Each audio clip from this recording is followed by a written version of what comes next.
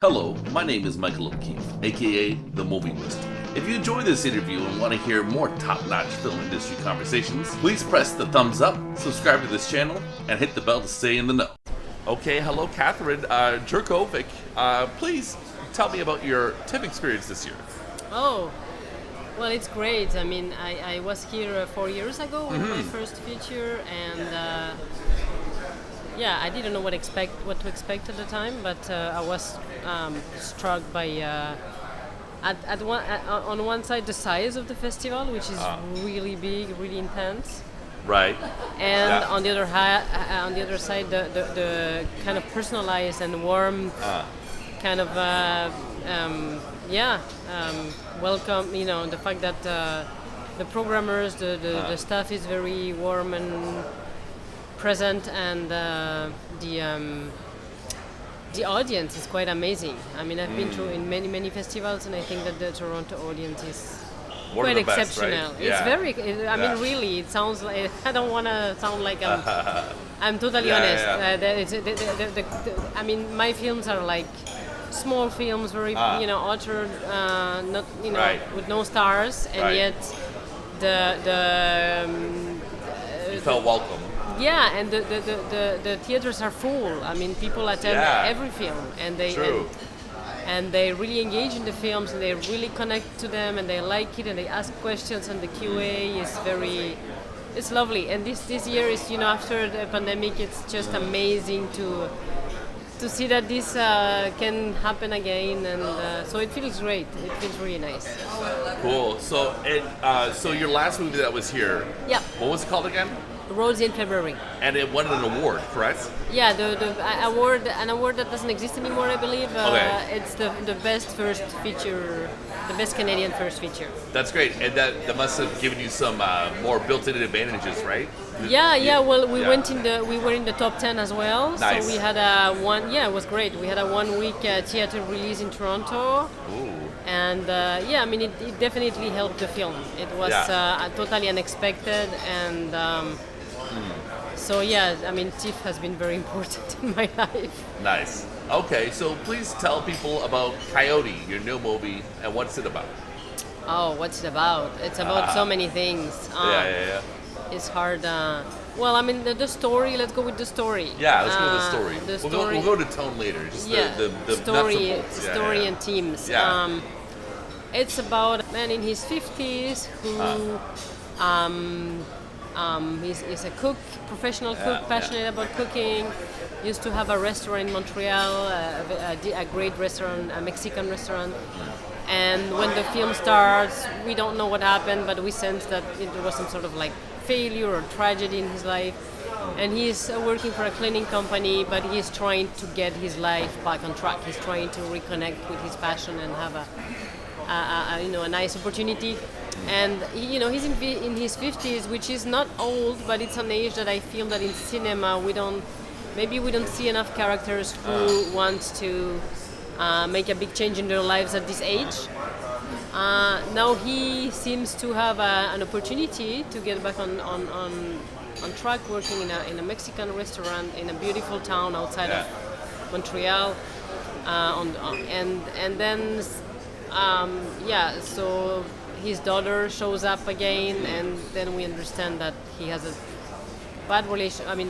difficult relationship with her because she has some drug abuse issues that sort of screwed the relationship in the past. And she comes saying that she has a child, and that she's in a tough spot, and she needs him to take care of. She needs her father or someone. Trustable person, and she doesn't seem to be surrounded by a lot of trustable people. So she's asking him basically to take care of the child while she goes into rehab, and we sort of understand that there's some kind of child foster issues there that if she doesn't. Anyway, so this kind of changes his plans. He's gonna help her, but in the end he will have to make a difficult choice between different responsibilities. So it's basically about, what is a family? Yeah. If I may, like when I was viewing it, one thing occurred to me, and then something else occurred to me. It seemed like everything you described sounds like a million people or like a billion people or billions Maybe. of people, right? You Maybe, know, maybe. it is like somebody in his 50s, not a spring chicken anymore, Yeah. not a senior citizen, but like works a regular job, has some issues, so some family issues, but so it seems like very relatable. Yeah. Because we know people like that. Yeah. In real life, and also I was Yeah. just in Montreal, see the metro. It's like Yeah. oh yeah, so it's like on that level, it's realistic, but it's still a story, right? It's movie. It's Yeah. a movie. It's Yeah. I knew someone she wrote really well. She wrote very what it seemed like realistic dialogue, but it's naturalism. It's still constructed. Yeah. So tell me about that. Tell me about Yeah. creating like a story that is realistic Yeah. and or feels realistic. It is relatable, but it's still a movie. Tell me about Yeah. that and how Yeah, you well, I develop think that style. that's more that's more about maybe the themes. Yeah. I think that the way I described that's why in talking about a film, just describing the story is not enough. Right. It's not enough. Yeah. It doesn't say everything. Uh-huh. To me, it's about a character who needs to accept that the life he has, the daughter he has. He needs to accept that he cannot control everything. That life, you can make plans in life, but then life has other plans for you.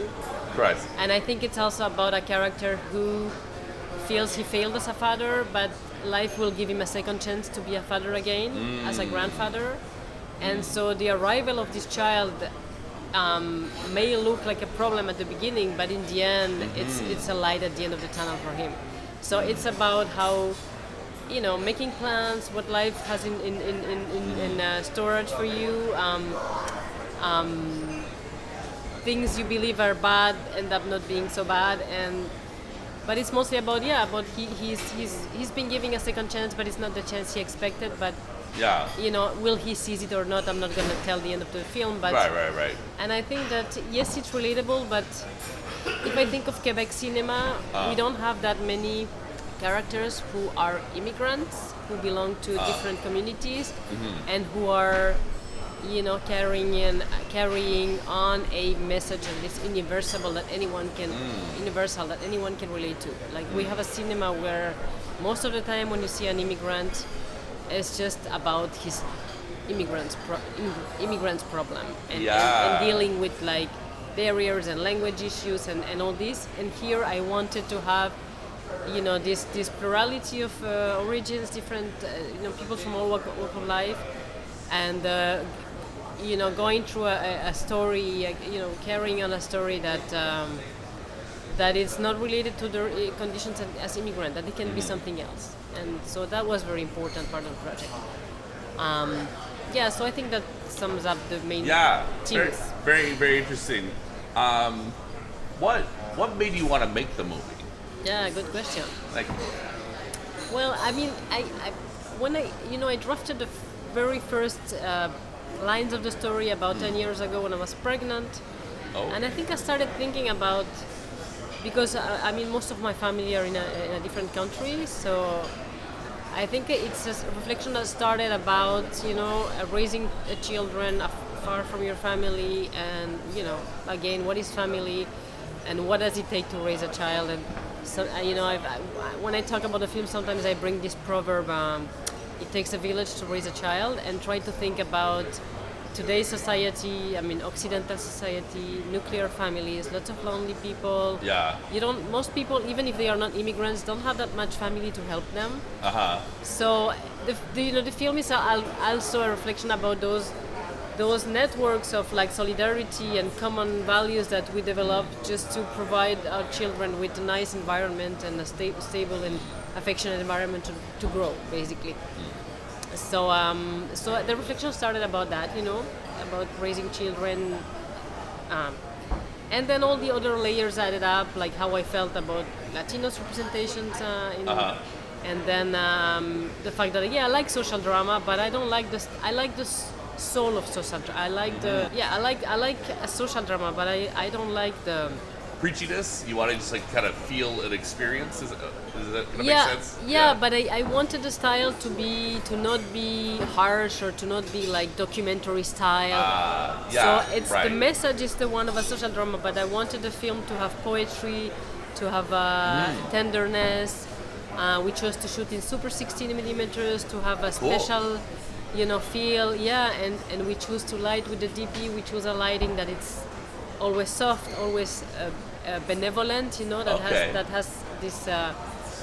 So because people sometimes when talk about social drama, they imagine, especially drug abuse, right? They will imagine that it's trash or it's like harsh and it's high contrast and it's really interesting to hear this. Yeah. Yeah, but it's not the approach. I like I like poetry in cinema. You want to make it a movie. Still, right? It's an aesthetic experience. I like time. I like space. So it's not So it's not trying to mimic reality. The story, yes, very relatable, like you said, but it's still a cinematic experience. Yeah, that's so interesting. I'll tell you about your DP a little bit more, please. Yeah. So I worked with her name is Lena Milroya. She's a young DP, early 30s, and she couldn't come, but. So I had seen a very indie first feature she made many years ago called in French is Mes nuits feront écho. I think in English it was Still Night, Night. I'm gonna find it for you. Oh, okay. We'll worry about it later. It's Sophie Goy. Anyway, I had seen this and I really liked the photography. I had seen a little bit of her work, and we did a short together. I wanted to test a little bit the relationship, and I like the way she lights a lot, and her presence on the set, is very kind, is very discreet. She doesn't take a lot of space. And I needed that for this film because I had a child. About 2/3 of the shooting days. It's a lot. He had 17 days of shoot, full days. Yeah. I wanted that kind of like generous, nice, and female energy on the set for him. We have different people from different cultures, different languages on the set. So I felt that the way she lights, but also her vibe on the set was a good choice for Coyote, and she was very committed to the project. I always see the film as I write it on the script, so I already had like a shooting plan and a vision for the film, but she added her part to it. Like we finalized it together, and it was really easy-going working relationship. Great. What do you think you excel at the most as a director? What comes the easiest for you? I don't excel at anything. What do you mean? No, I still have a lot to learn. But I feel my talent is to just make the right choices. I think the right people, the right location. I think that I have a good flair for actors. I think that I choose actors that are very good and good for the character, and I don't make easy choices for actors. Like sometimes I think other filmmakers wouldn't make those choices because but I think choosing the right people, having a good flair for whom to bring on board. Directing a film on set, it's a lot about making decisions on a daily basis. You have a lot of problems to solve, unexpected things that happen, dealing with reality, dealing with weather, dealing with locations limitation, budget limitations, time limitation. So I think that people who don't know how it is to make a movie may think that you are just like directing and giving orders and shaping your vision, and basically you're just like pensive and like but you're doing a lot of solving problems and looking for creative solutions. So I think I think that making the right choices and bringing the being right practical is important, right? Sorry? Being practical is important. Being very practical, very pragmatic. Not being attached to things that you cannot have.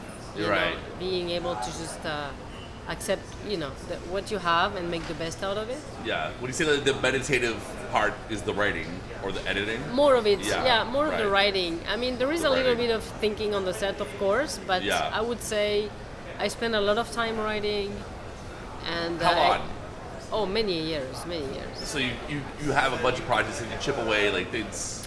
No. I work mostly on one project, but they overlap because when you finish writing a script, you're looking at maybe 2-3 years to gather the funding. Oh my God. And then another year for like the pre-prod, the shooting, the post. Yeah. So you know, so the script of Roads in February was finished, and I had started working on Coyote a little bit before, but it's more of an overlap. Like it's not chipping. Like I really concentrate mostly on one project. Yeah. And when I reach the end, I would think that would be hard. Like you're dipping your toe in like 4 different scripts.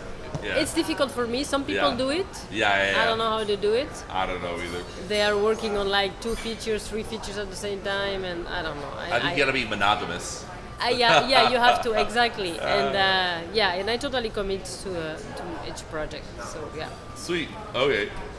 What do you think was the biggest lesson you learned creating Coyote? Oof, that's a good question. Nice. That's a good question. Look,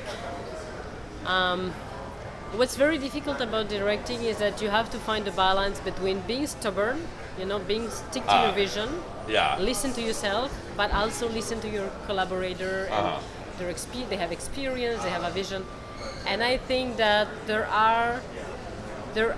is one or two scenes that I feel are weak in the movie because I didn't find that right balance, because I wasn't stubborn enough. Like I had a feeling that things should be done one way.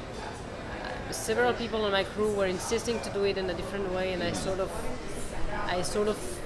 followed them, and then I regretted because I honestly think that I had a better understanding of the situation.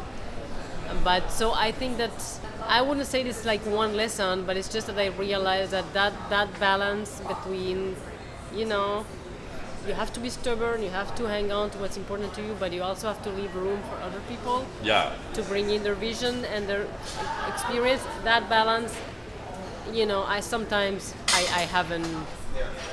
I'm not. Sounds tough to find the there's equilibrium. improvement. Yeah, Right. There were a couple of situations where I was under pressure, and I didn't want it to be. You don't yell though, right? What? Do you ever yell on set? You don't yell. I don't yell. No, I'm very. I'm very. You can be like stern, but not abusive, right? No, I'm not. I'm not even close to anything of that. Like I think that some people would like me to be more like they like strong leadership. They are not happy with me. Yeah. I'm not like this. Yeah. I'm very I like to be. I'm more observing and seeing how people work than just. Be subtle. Yeah, very subtle. Yeah. Notes. All right. So, do you get a chance to watch new movies, or you're always working on your own thing? Or do you get to watch? I watch movies. Do you watch a lot of new movies? New movies. Some. You new like movies. old movies though? No, but I watch new movies. I mean. Are there current directors who inspire you? That's a good question. Well, some people have said that my film feels a little bit like some Japanese filmmakers, like Korida. Korida. So I've been looking at, I've been watching Korida. Did you see Broker? That's playing at the festival right now. No, I haven't. I couldn't catch it yet. Yeah. It's really good. I saw it. No, I'm sure he's so good. That's a good question. Yes, I watch. I mean, it's not a new director, but everything Jim Jarmusch does, I like a lot. Yeah, he's cool. Yeah, I like him very much. I always think what natural is about. I always think John Cassavetes. Yeah. Like a woman under the influence. That's like your gold standard. Yeah. John Cassavetes was definitely one of the big influences for Coyote for sure. Oh yeah. But totally. I think this working class, multicultural. It's social realism, but there's humor, there's light, there's cheerfulness. I really like Cassavetes very much. Yeah, the best is when you have a spectrum of emotions. Yeah. It's not all just one thing. Because that's not really life, right? Yeah, exactly. Yeah. And it's you need humor in life. You need tenderness. You need light. Otherwise, it's too difficult because it's not. I agree. It's not a bed of roses, right? Like we're always. Yeah. I don't know. I liked a lot. There's a Mexican filmmaker called. He did Japón. He did. Did what? Sorry. His first film was Japan. Okay. Carlos Regadas. Okay. Carlos Cool. Regadas was an influence at some point. I like a lot. I don't know. Lately, more younger filmmaker. I like a lot Apichatpong Weerasethakul, the Thai Apichatpong Weerasethakul. He's a Thailandese filmmaker too. Oh, what did he do? He did Uncle Bunmi, Oh, okay. the one who recalls his past lives. He did Tropical Malady. He did Blissfully Yours. Very, very. There's a movie I saw in Berlin. I think it was Taiwanese. It was called Days. Have you heard of this one? No. It's just like no dialogue. And it happens where in Thailand? In Thailand? Or Taiwan, maybe Taiwan. Okay.